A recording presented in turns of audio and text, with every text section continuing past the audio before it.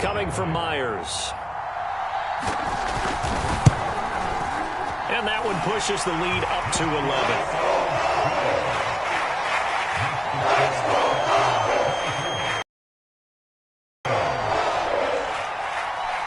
And after the touchdown, here's Myers to boot it away.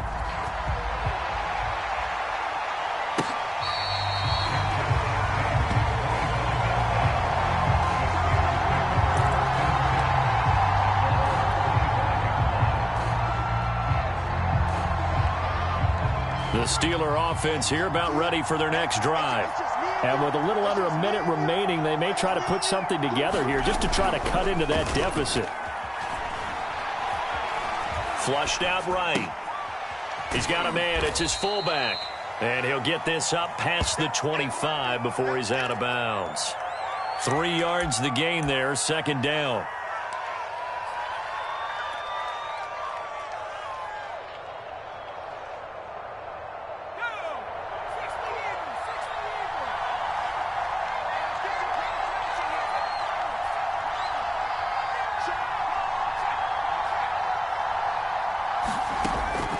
They'll set up to throw. He's going to loft one deep over the middle. Into a double team, and it's intercepted. Picked off by Obi Mela. And the Falcons will take over here as they get it up to the 43-yard line. So they tried to take the deep shot there, but this defense up to the task. And a lot of times when you air a ball out like this, if it does get intercepted, there's going to be a lot of space out there to set up a return. And remember, you've got 5 big offensive linemen out there playing on their feet in open space. Not a skill most of them possess. That allows for extra yardage on the return. And that is incomplete. Oh, the coverage a little too good there, and it's second down. After the incomplete pass, here now is 2nd and 10.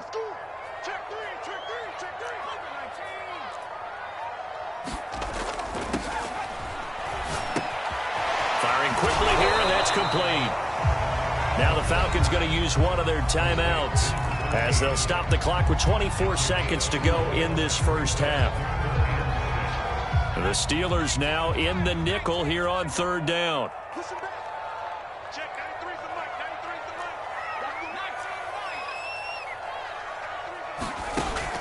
They're going to look to throw. And he'll be hit as he releases it, and that'll fall incomplete. That might be the 3rd down stop that they needed because they've had a lot of trouble slowing down this offense in the first half. This might be their opportunity to get off the field.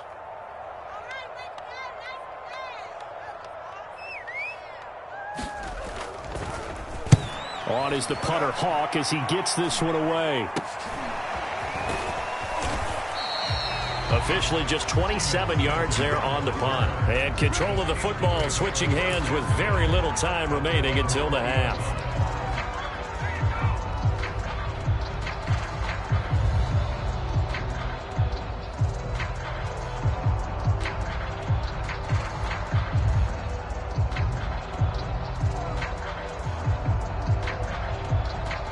The Steeler offense here about ready for their next drive. And we'll see what they opt to do with just 14 seconds remaining until intermission. They go back to the air here after the INT on the last drive. He's going to let it go again. And for the 3rd time here in this half, it's intercepted. Picked off at the 22. Well, Charles, you know, so close to halftime there. You throw the interception. Not only that, you do give it to them in plus territory as well. Yeah, they were pushing real hard to try and get something more on the board on their side of the ledger right before the half.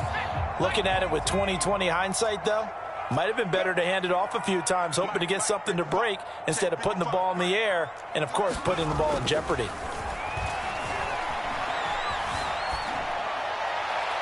And that is incomplete. 2 seconds left on the clock. From the snap, he certainly looked like he knew where he wanted to go with the ball, but surprise, that guy was covered. So that took his attention elsewhere to no avail. An incomplete pass on 1st down. That leads to a 2nd and 10.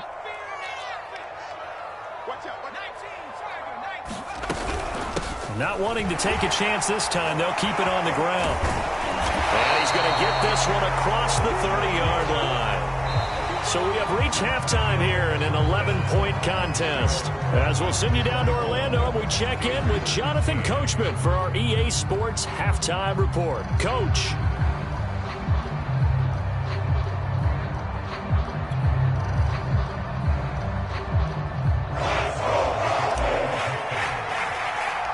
The Falcons back to receive. They've got the lead, and they'll get this football as the second half gets underway.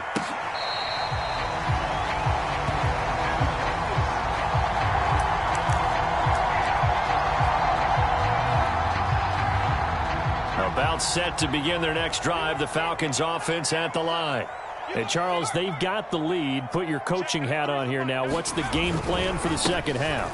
I think getting the running game going a little bit more, because I thought in the first half they didn't get it moving the way that they would like. They had success throwing, but I think these first couple of drives, they'll want to get those running backs good and give them more opportunities, and I will guarantee you that those guys were lobbying for them in the locker room at halftime.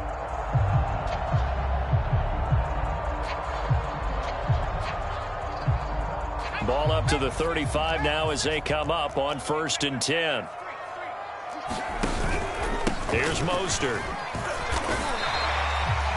Call it a gain of 4 on 1st, and that'll make it 2nd down. Well, at the end of all that hitting and hollering, it was a 4-yard run, so the offense is going to go back down and feel pretty good about themselves. Defensively, you have to feel okay because you didn't let it turn into a bigger run, but the goal, shut it down for 2 yards or less. That's when you start to feel good about yourselves. The throw down the field, caught by his running back. And they're going to have themselves another 1st down as the tackle's made at the Steelers' 39. And now we get into the psychology of the whole thing, because a lot of teams with a 2-score lead in the third quarter, they almost become defensive with their offense, just playing not to lose. I think with this team, you got to figure at this point, this is a great spot for them to go into attack mode, really try to put the hammer down and finish this one off. He came into this game within shouting distance of Dan Marino at 61,361 career yards. And with that last play, Charles, he just went past Dan Marino. I'm struggling over here. And the only reason is, when you hear about him passing a Dan Marino, a legend, makes you step back and really take stock of his career, and you realize it's not just about the numbers, it's about the accomplishments, it's about the play. How great has his career been? To pass Dan Marino's, I'd say pretty darn great. So after the incompletion on 1st, now 2nd and 10.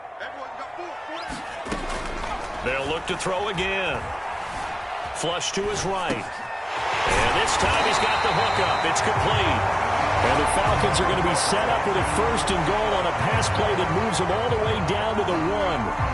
That's a big league job there of getting out of the pocket, not panicking, and just buying himself some time. Then he made a good, accurate throw to set up 1st and goal.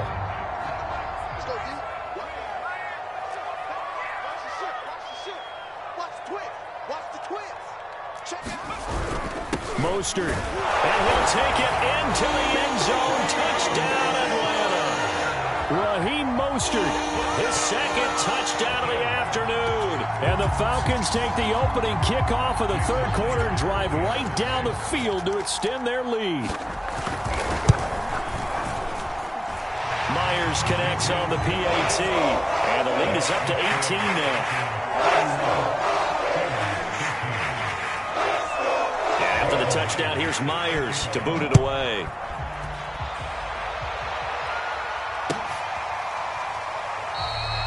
And this will not be returned. It'll come out to the 25.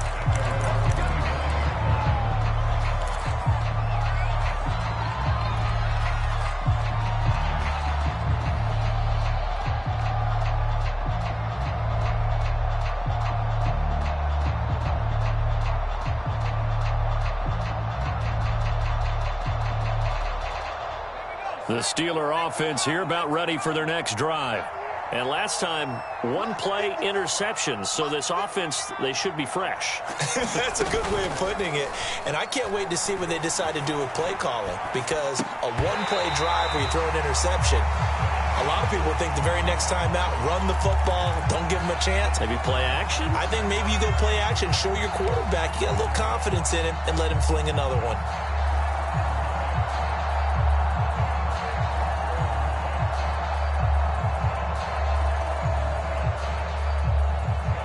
Throwing the incomplete pass. Here they go again. 2nd and 10 from the 25.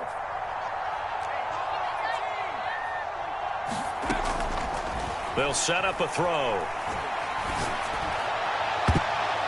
And that went a little too high as it's knocked away and incomplete. So many times when we talk about coverage, we're just about a defender running with a receiver, but a big part of it is understanding where the football is, finding it. In this case, when it arrived, it wasn't a surprise, and he was able to bat it away.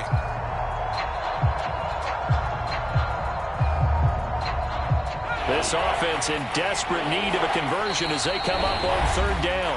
And now a timeout defensively by the Falcons. It's just their first, so 2 remaining as they burn one here in this 3rd quarter. So back to completions, and that has them staring at a 3rd and 10. Now they'll throw here out of the gun. And he's going to come up a bit short. He needed to get to the 35 for the first, but he only makes it to the 34. They do get 9, but it leads to 4th down.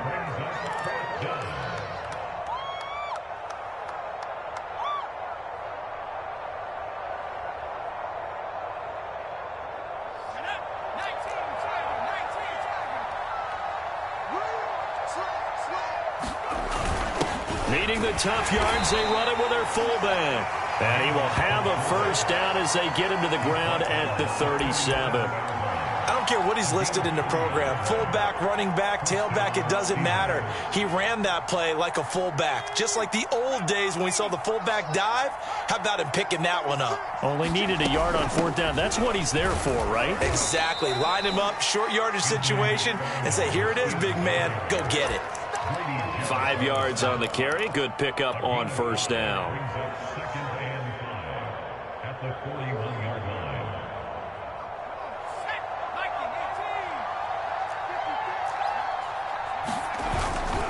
On 2nd down, this is Harris.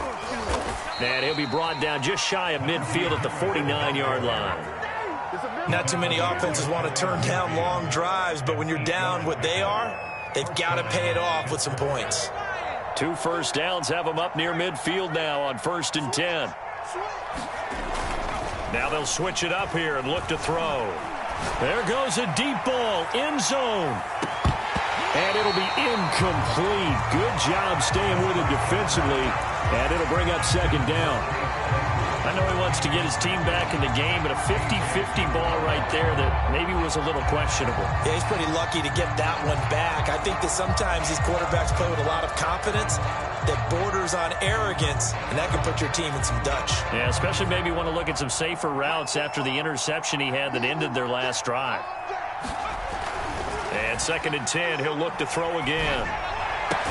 And he is tackled inside the 40, not quite to the 35. Well, we talk all the time about playing situational football. Right now, I think the scoreboard is dictating what they need to do. Where they are in this game, they've got to push the ball downfield, take their shots, try and get big chunks of yardage in a short amount of time. That was a nice play there. And he can't get rid of it. He's taken down. 2nd and 20.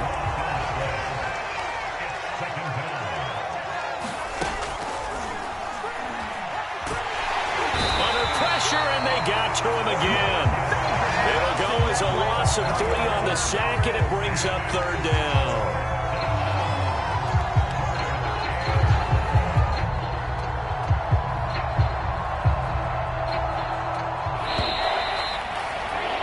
And that's going to do it. Clock hits zeros. They're not going to get another playoff. Time has run out on this 3rd quarter. You're watching the NFL on EA Sports. The Steelers on 3rd down. Just 1 for 3 thus far. This will be 3rd and forever. From the midfield stripe, they'll look to throw. That's complete to his tight end, Freiermuth. They'll get 19 out of this, but it will still bring up a 4th down. Boy, they had a lot of real estate to make up there, but what a big-time play for them. Nice completion, excellent gain. Now they're in 4th and manageable. Just a little short, though, with that marker. And they're in for it here on 4th down.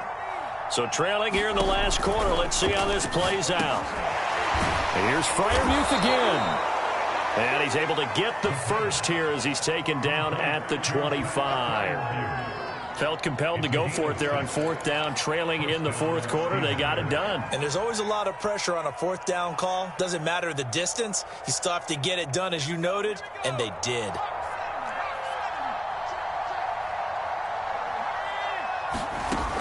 They go play action here on 1st down. And that is incomplete. He couldn't hold on through the contact. Brings up 2nd down. That incompletion is not a surprise with the way that this one has gone, and the frustration, the body language is evident everywhere. This team, they've really been put through the ringer in this one.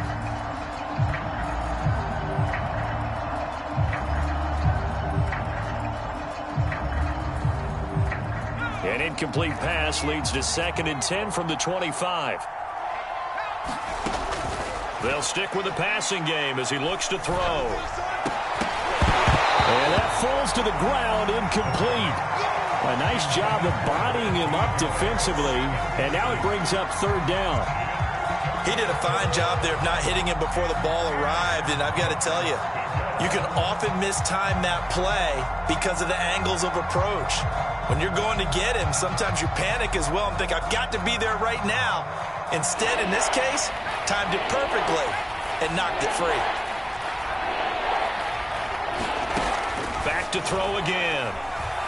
Letting one go deep for the end zone. And this is going to be intercepted. Picked off by Obi Melifonwu. And the Falcons are going to have the football at their own 1-yard line. Gosh, you add up last week and this week now. That's 9 interceptions in this 2-game stretch, and we're not done here. It's almost as if they can't even believe their eyes.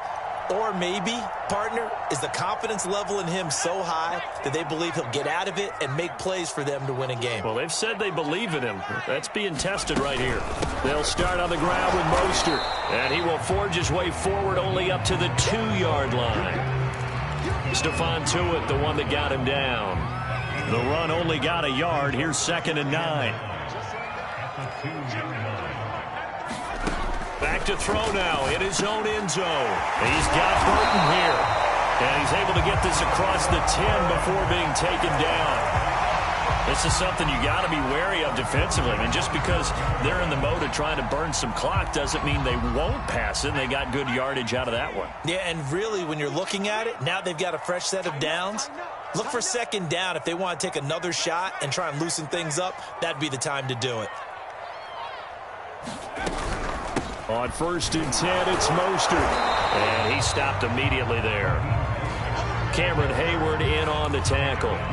The 4th quarter here, they've got the lead. They want to keep it on the ground. That's what they're doing. Smart football. Keep the clock grinding. Keep it going.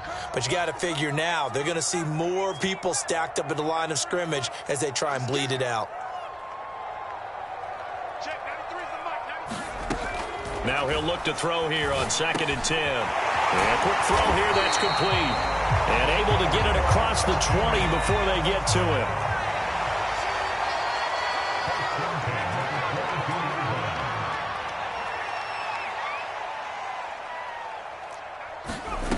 They'll look to throw now on 1st down. And he will find Ridley on the left side. And the result here, a pickup of 8. Leaves him with 2 to go on 2nd down. One thing you're hoping for when you run drag routes, you're able to hit a receiver in stride, and he can pick up a lot of yardage after the catch. But in this situation, the defense was effective, able to stop him before you get a good head of steam going. Now left side on the swing pass. And they get him down, but not before he takes it across the 40-yard line. 2 minutes left to play in this football game here on EA Sports. So it's Falcon football as we welcome you back. And you'd have to figure they're just looking to burn these final 2 minutes away and get out of here with a victory. Now he dumps this off over the middle. And he'll get it into enemy territory just across midfield at the 49. Just about every quarterback is trained to really look downfield first before you come back and make a nice, safe throw. And in this case, that's exactly what he did. Found his running back, let him create some space, and it turned out to be a nice play for the offense. 2nd and 1. That's complete to Mostert out of the backfield. And they're going to have themselves another first down as the tackle's made at the Steelers' 35. These guys are running offense like you drive. The pedal is down, stomped down. How about that? Back-to-back completions. They are rolling. So much for being conservative and running that football. The play-action fake. They'll look to throw. Sideline throw. It's complete. And a nice job there of keeping the toes inbounds. And defensively, they were in zone coverage there. Do you have to be a little careful? You're losing playing against a good quarterback like he is to not play too much zone? Yeah, you have to be careful about how much time you're giving up. I think it's a good point you just brought up. So maybe if you still want to play zone, you go to a zone blitz scheme. And you can drop anyone out of your defensive front. Defensive end, defensive tackle. It doesn't matter. You just exchange someone to bring more pressure towards the quarterback and still try and cover downfield.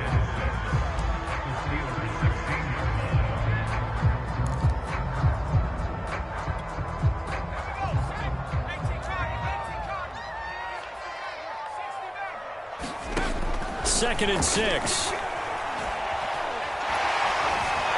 a big loss here as he's taken down.